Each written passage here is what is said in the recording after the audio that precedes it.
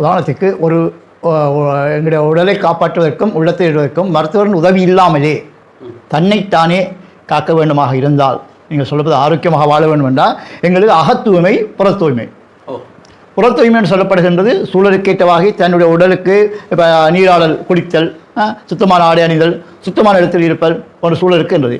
அகத்தூய்மை என்பது அவருக்குள்ள ஏற்படுகின்ற உணவுகள். நான் ஏற்கனவே குறிப்பிட்ட மாதிரி ஒரு நபர் பார்த்தோன்னு ஒரு மருத்துவர் புரிந்து கொள்கிற மாதிரி தன்னைத்தானே புரிந்து தன்னுடைய உள் தோற்றங்கள், உதாரணமாக சொல்ல போனால் பஞ்சபூதங்களை போன்று எங்கள் உடம்பில் இருக்கின்ற அமைப்புகள், எங்கள் உடம்பு ஒரு கோட்டை மாதிரி.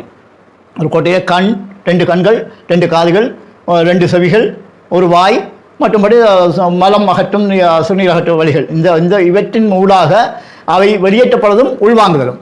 இந்த உள்வாங்குகிற நிலையில் இப்போ எங்களுக்கு நோயை உருவாக்குவதற்கு எதிரிகளாக இருப்பவை நீரும் காற்றும். இந்த காற்று வழியாகவும் நீர் வழியாகவும்